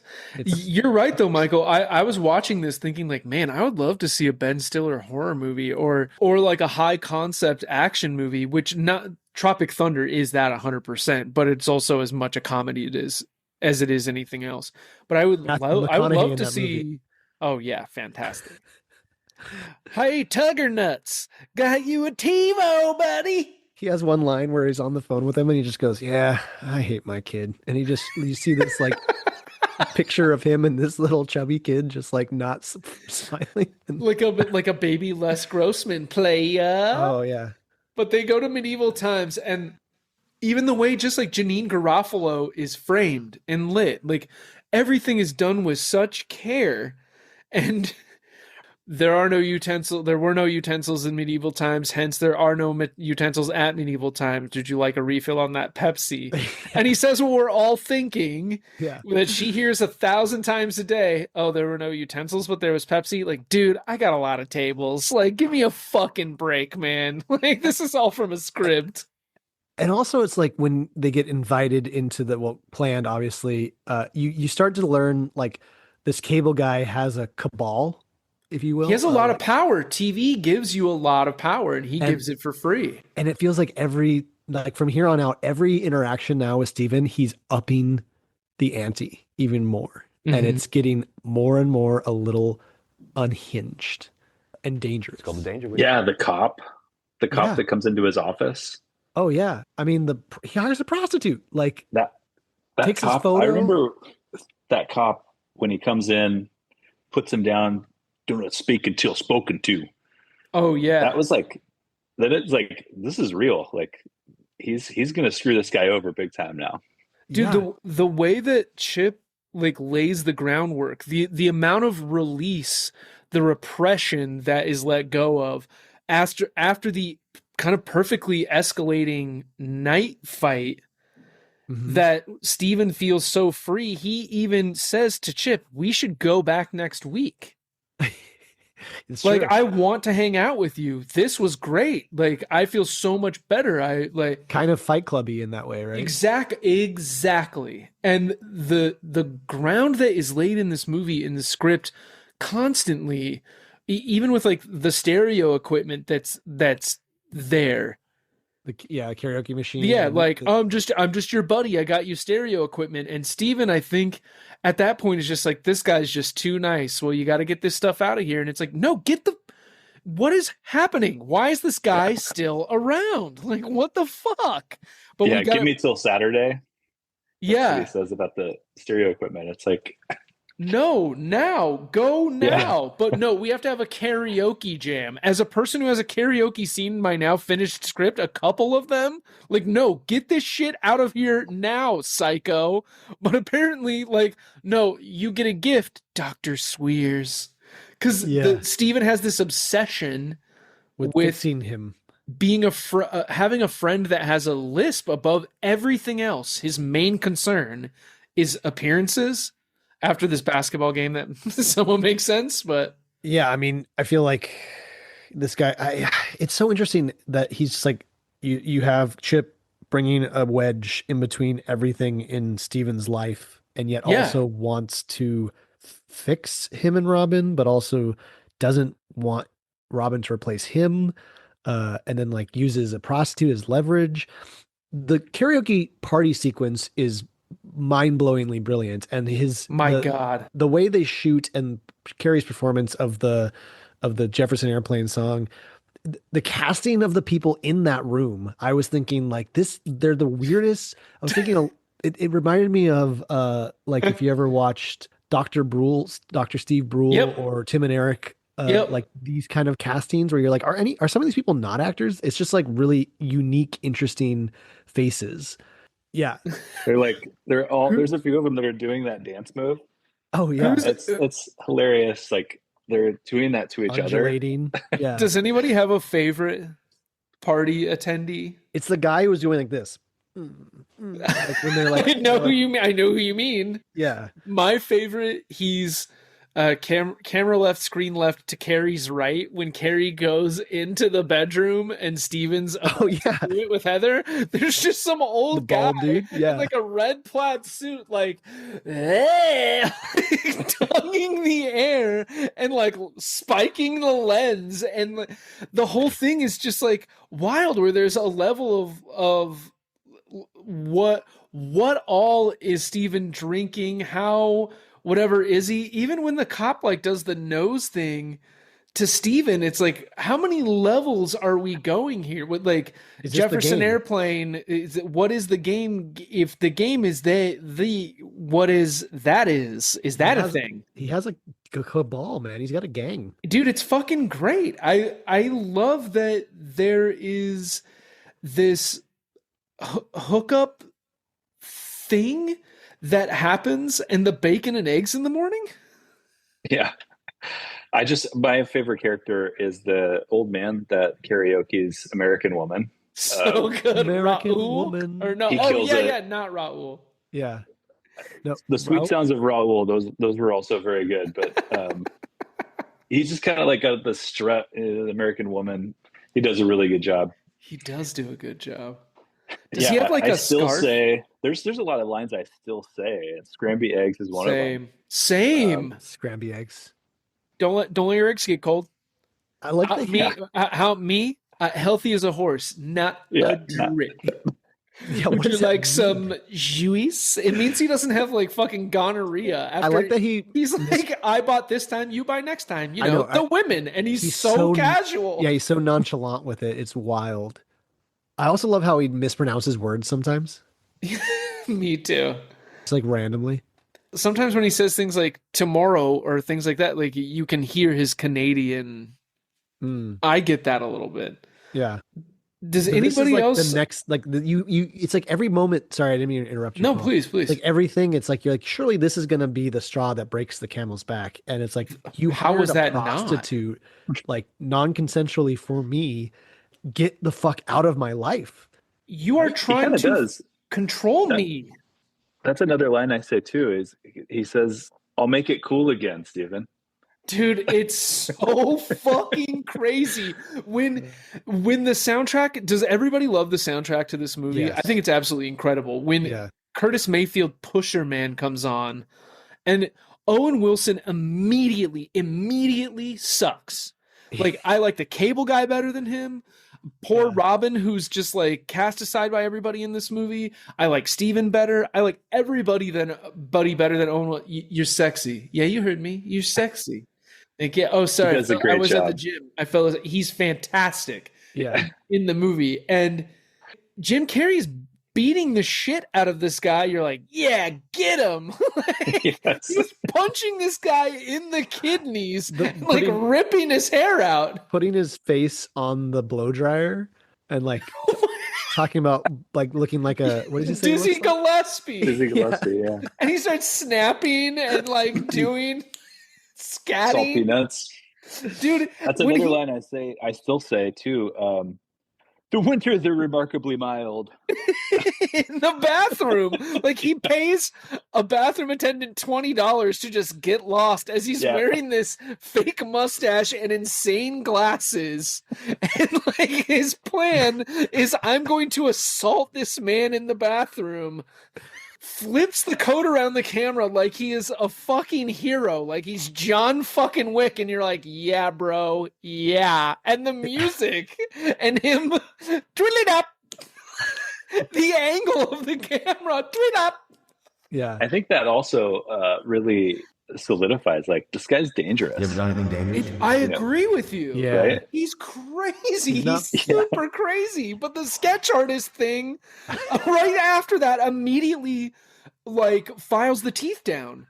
That's how this movie tonally is so beautiful. When I It's love so spot on. The sketch is so spot on. and I love that quick moment from Matthew Broderick of flinching and seeing that, like, whoop. How would he think that that's Jim Carrey? I know. But also that shows that Jim Carrey has embedded himself in a way into Broderick's psyche. Already, that Broderick knows that this guy's like a little unhinged and dangerous. And I gotta know when Ryan Murphy is redoing Brother Sweet Brother, The Killing of Stanton Sweet. American Crime Story looks so good. Eric Roberts in that. Yeah. Sam, no. I feel like Eric Roberts would be in a Ryan Murphy too. Sure. That We should cameo be by so Eric lucky. Roberts is wonderful. Do you think the parallel for like the murdered twins is trying to like kind of say one of these two people are going to kill each other Like either Steven or the cable guy are going to end up killing one another. Like is that sort of the unease tension that it's sort of laying for us? I feel like there is like a yin and yang, that Fight Club thing between Yeah. Edward Norton and Brad Pitt, that these are two different sides of a coin, and these two things like cannot exist in the They're gonna same collide, space. Yeah, I do agree. Because he's cut him out, right? After the prostitute, he's like cut him out. Yeah. And this is when he goes to Robin? Yeah, the cable guy goes to Robin's place. Creepy. When he's laying down, that shot with the spider, Oh my God, dude. and he's in the attic, that's great. It's great. This movie, I don't know how it rides this line. Like it does this great job of making sure like we never lose Rick either. Rick is like always important. Yeah. Like he's a researcher, camera person, whatever, at like a news station. His storyline like makes sense. He's obviously disturbed by this guy at the karaoke thing, at the basketball thing, and Steven now cancels on Rick, and we need Rick. Steven needs Rick, and Rick is like, dude, fuck this, man. I'm out. I'm your real friend, and you're a piece of shit. I'm out of here. As Steven's ready to just go back to Robin, and that's how Chip has that power. Yeah. I had a Carmen Gia like that, by the way, like Rick has in this Cool. movie. That's cool. Volkswagen. That's really cool. I think so. Another line I still say when he's at Robin's house, he says, "He thinks you're the cat pajamas." He really does. I call Special K the Beto. She's the cat's pajamas. I'll say that. Don't let him go bungee jumping in Mexico. They just don't have the regulations. Dude, he's so. The way he lays the groundwork to Steven being crazy and him being like just this nice, colorful. My lady likes me in colorful sweaters. Like that is Mr. Rogers sweater guy. Yeah, I'm just a fan of the program, and the Steven thing, that it never gets too creepy, because when Steven is like getting arrested at his, the password is vagina. Like when he's like cream in his pants, ants, hair plugs, like these things that happen. Like the movie never gets overly serious, even when he's walking into jail in Gen Pop, and dudes are saying horrifying shit to him. But it's like it's showing you how powerful he is. This dude is like, absolutely. He's got judges, he's got cops, he's got people who will do anything. Well, and that's kind of like we were talking about before too. There's like he thought of the schedule about the whole thing too. Like I'm sure he knew he wasn't going to be able to get a judge, so he's going to have to spend the night in jail. You know, like the weekend. He had it all very. Yeah, he's a Batman villain. Like, did this movie lead to him playing the Riddler? He is the Riddler. Yeah. I think he's kind of like Joker-ish, because, you know, he changes his name, kind of changes his story. Yeah. Fucking nipples on the bat suit, nipples on the glass. Is that Schumacher a thing? would be proud. Number 23, is that a thing? But the dad also, George Siegel, in the moments he's in this movie, he steals. Yeah. He's so fantastic in this. And now I think this is when Chip like really cracks for me as an audience, when like the psychosis or the DID or whatever is happening kind of breaks, where he's like, my name's Larry Tate. That's not important.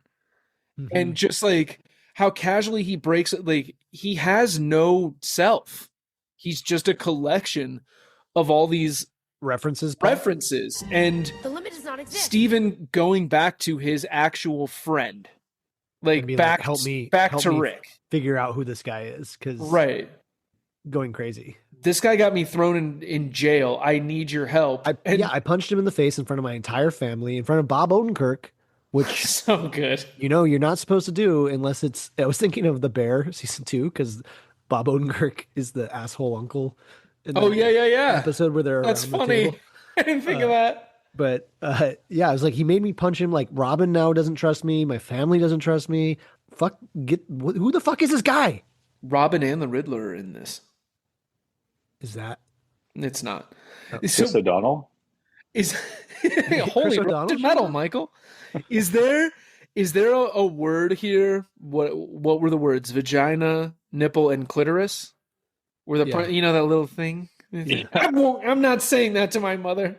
Does Chip know that this is the thing that's going to make Steven freak out?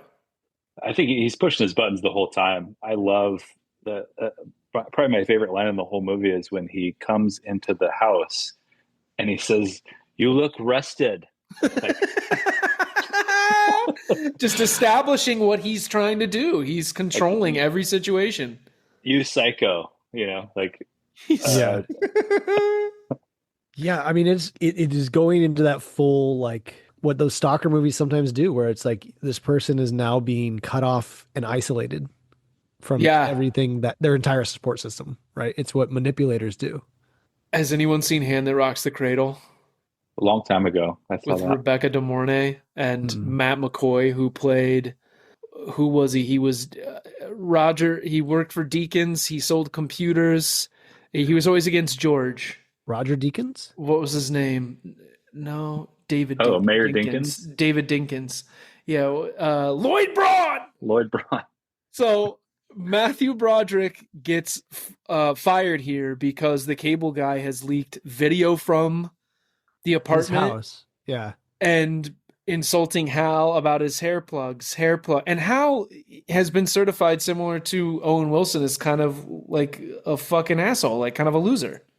Again, the soundtrack, Oh my God. shows up again. More human than human. It's like you feel that anxiety and tension and like high stakes with that music going on.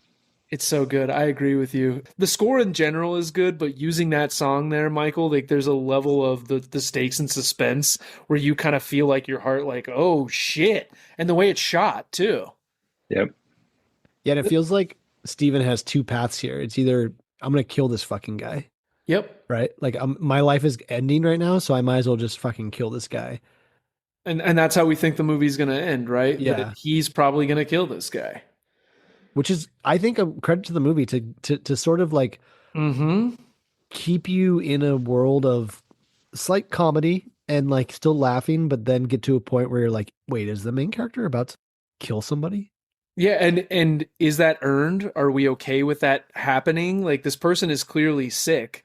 Like Yeah. the parking structure thing that happens that feels like a horror movie that's so good, that's so suspenseful, with Jim Carrey over it being like, if you build it, he will, like never getting too scary or too weird, even though it's terrifying and what he's doing is terrifying. I don't know if anyone else notices this. They never say the city that they're in the actual movie, I was except for in wondering this that. moment. They say Centerville.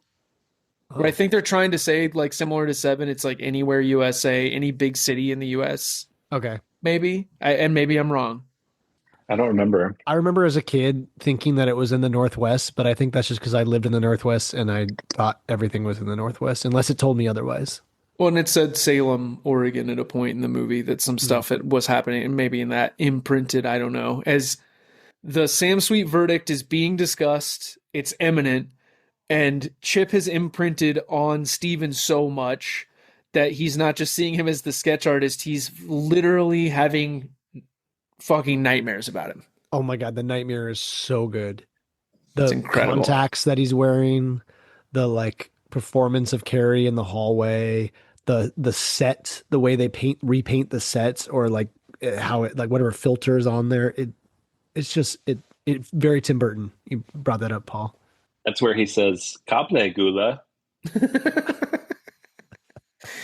There is a thing too where there is something about this that feels cheap, like his apartment having just been moved into feels like sparse, which I think that is kind of like a bachelor apartment. In A Nightmare, things feel just like a little off, or like a little like details are missing. Yeah. And I think it's just super duper well done. And I think Carrie leans so hard into this. I love when Matthew Broderick's trying to run away and he can't really run, that the hall's kind of extending, but is it like it's edited and shot really, really well. You think of some of these roles, right? Like The Mask, nobody else could have done that. Nobody else could have done that. I agree. I could say that 1,000 times. Even something like The Grinch, however you feel about that movie, nobody else could have done that. His performance in that is great. In this, he goes full balls to the wall in everything. And it's so, I think it's like the commitment, which it's just so wonderful to watch because you also believe everything he's doing. Nothing feels unearned or like pushed. It always feels earned, which is a huge credit to someone who's doing something that big. Did you guys come across who Ben Stiller wanted originally? No. Chris Farley. Oh, did he pass? Mm-hmm. Oh man, that would have Interesting. been very interesting. That's a different movie, but I can see the vision. And imagine it's Stiller and Farley. Yeah. I mean, if we're redoing That's a home the run casting here, to me, yeah, but- yeah. But Farley had so many of those characters on SNL, I think, that were so self-deprecating and lonely. Yeah. Mm-hmm. I think he probably would have done a really great job. But I mean, Jim Carrey did such a great job too. It's like, Yeah. This That's is so interesting. Wow. This is Now I'm where just visualizing the whole movie with Carrie or the Farley. Yeah. I want to give Matthew Broderick a little bit of credit here in terms of the performance. There is some sort of something that does have me believe that Steven wouldn't kick him out, that Steven would keep hanging out with him, that that it took that long for Steven to be like, I don't want to be your friend. And building up to this crescendo of where the cable guy has fully split and he has taken Robin and he's going to take her for a ride on the information superhighway. I love that the neighbor gives that exposition. I know. And Steven is going to go and save her. He is actively taking control. Yeah, I do think like you bring up a good point because I do think Broderick is in everything trustworthy. You know, Not in Ferris Bueller, but otherwise, yeah. But even in that, his character is obviously but to the audience, I guess. Like you can trust him to be Dennis the Menace in that movie. You can trust him to be what we think he is. And I think he has a very like kind demeanor to him that is different from Stiller. You know, it is. So He's I can horrible see to Cameron. He's so horrible to Cameron. But yeah, yeah, we're not talking about Ferris Bueller. Even in Ferris Bueller, though, you feel like he's good at heart. You know, he's still, his intentions are good.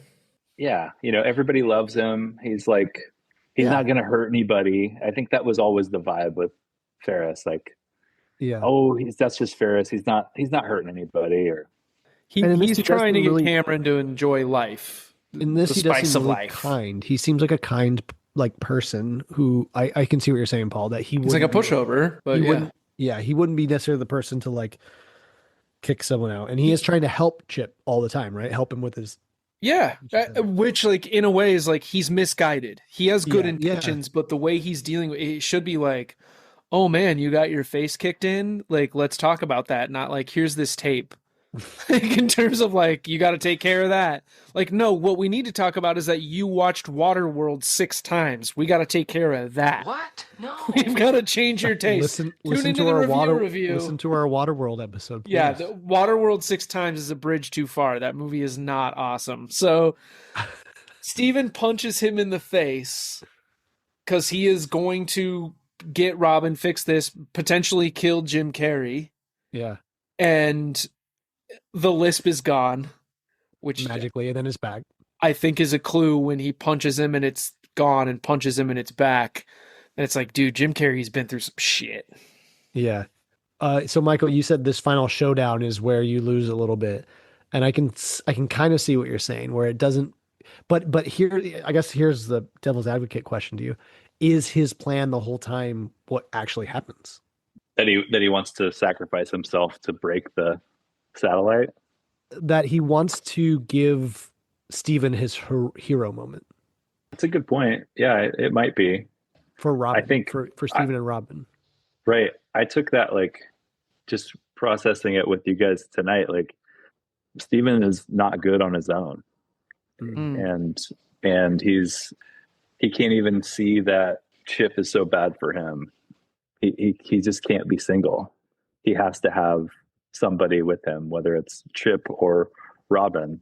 So yeah, then that could be it. Like maybe that was Chip's plan the whole time. But it makes me, I don't know if he would want to share Steven with anybody, you know? The fact that Steven, even to this point, is thwarted to a degree by like a staple gun. Yeah.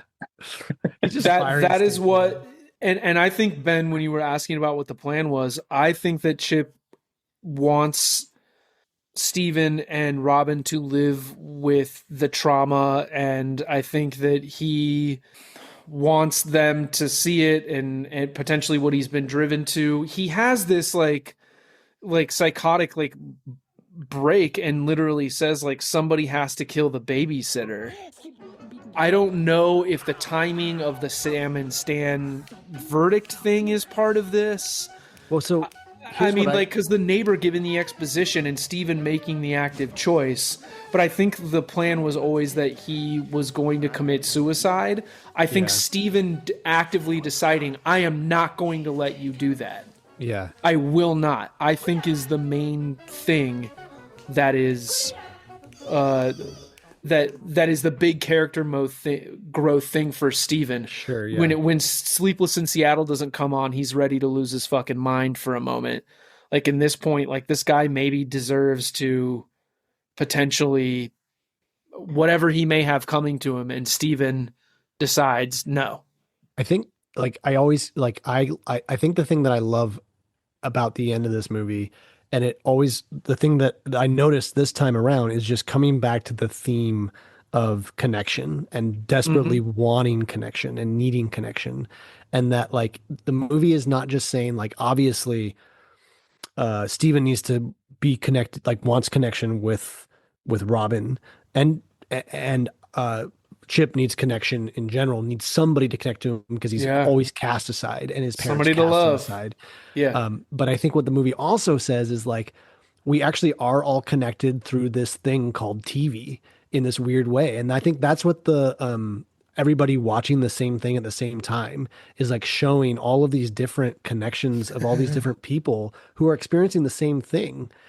And then when it breaks, and I think this is where, and I maybe, am fishing for more depth in this than it's giving me, but what I took away is like, oh, what the movie's actually saying is like the connection that is really important is a connection to yourself.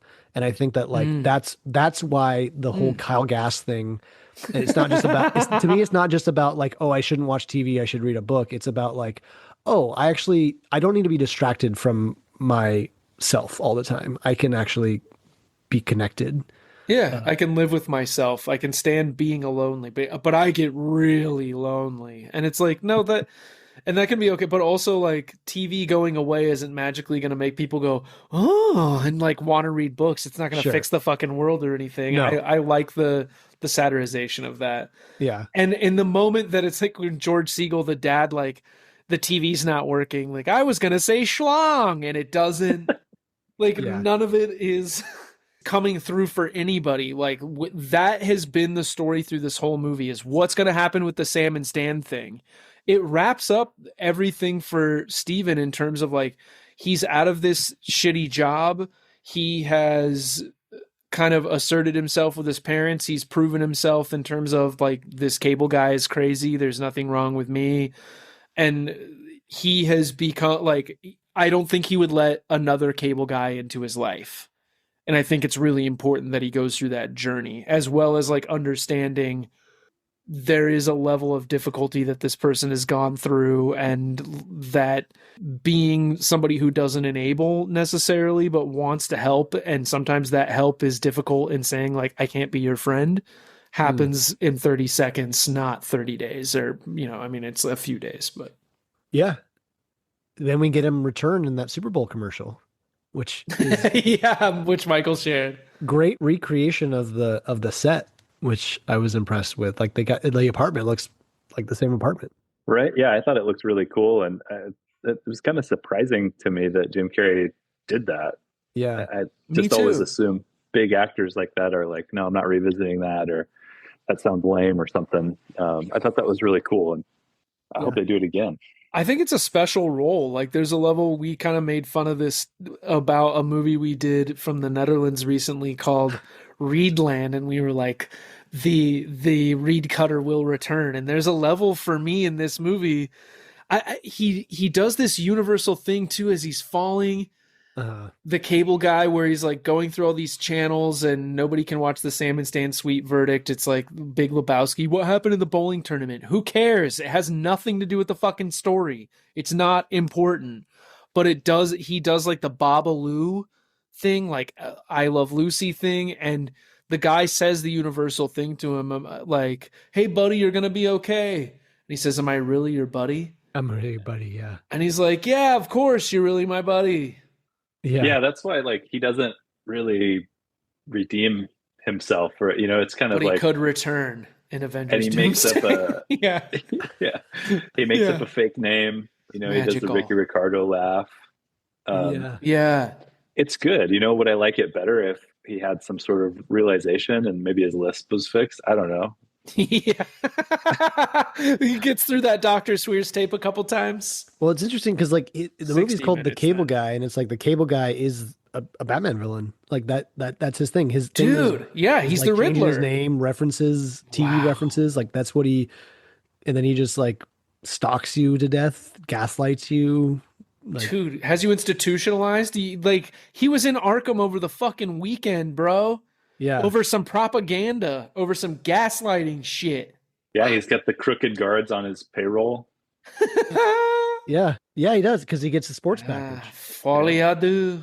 What would we do? Well, we have talked about this movie ad nauseum. We are at the end of the conversation.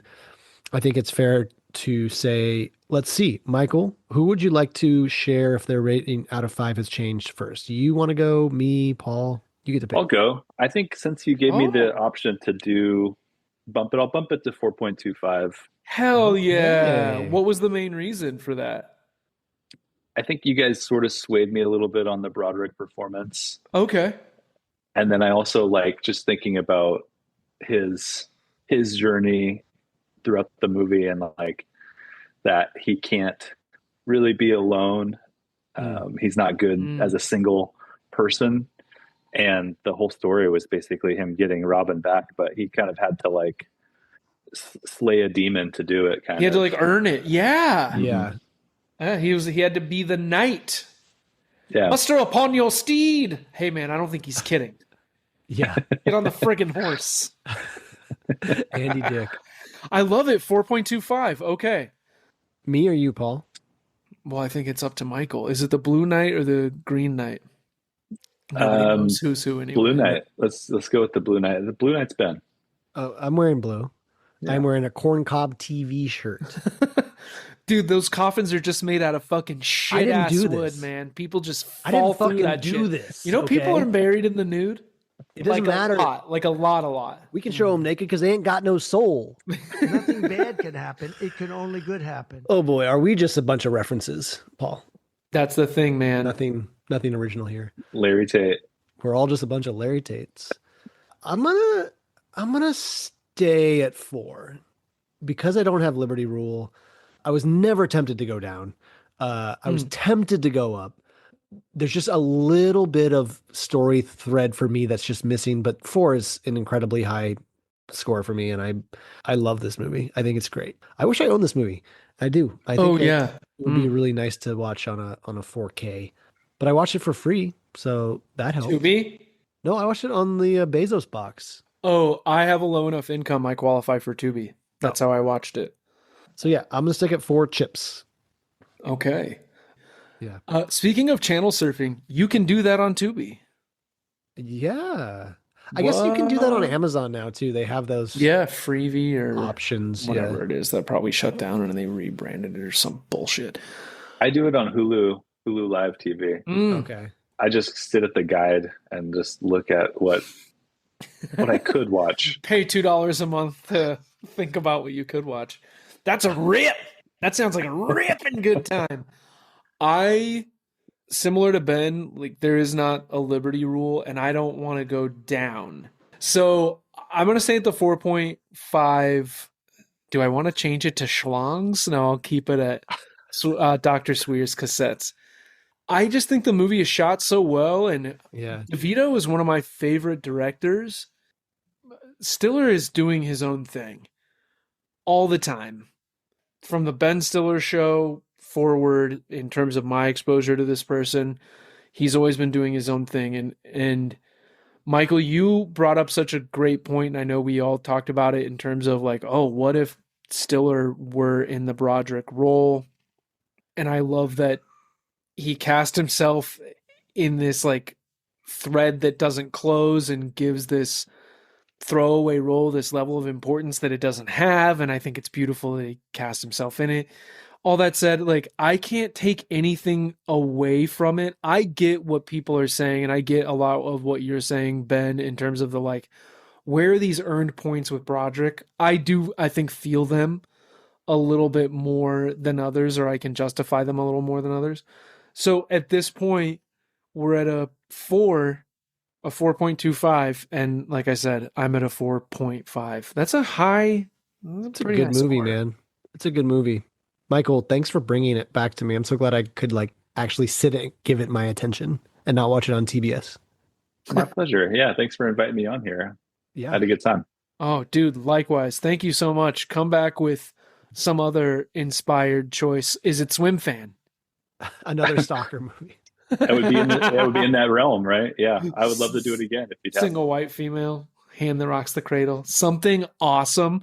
Hey, Ben, will you talk about some of the people that help us get this done? I sure can. Our bookend themes are Jamie Henwood. Our What Are You Doing and What Are You Watching theme are the great Matthew Fosket. Chris Olds does our fun facts theme. I do some little interstitials in there. Paul does a bunch of editing for this, so send him love and accolades. You probably said Jamie Henwood does our bookends, and I just missed it. I did, yeah. Oh, He cool. did say it. Okay. I'm tuned in. I'm locked in. I've got good reception here. Yeah. I was getting some picks and hum bars that were really unpleasant, but I have you now. You can follow us at Review X2 Podcast on Instagram. Once again, Mychal, give us the Instagram and where they can follow you. _Conejo for the taco shops in the Northwest. And yeah, thanks for the shout out, guys. Yeah. Oh my goodness. Dude, thank you again for bringing this. And this is not propaganda. This is not fake news. This is the real deal. Ron Popeil said it and forget it. Okay, I gotta reprimand her. We gotta go. Bye. All right.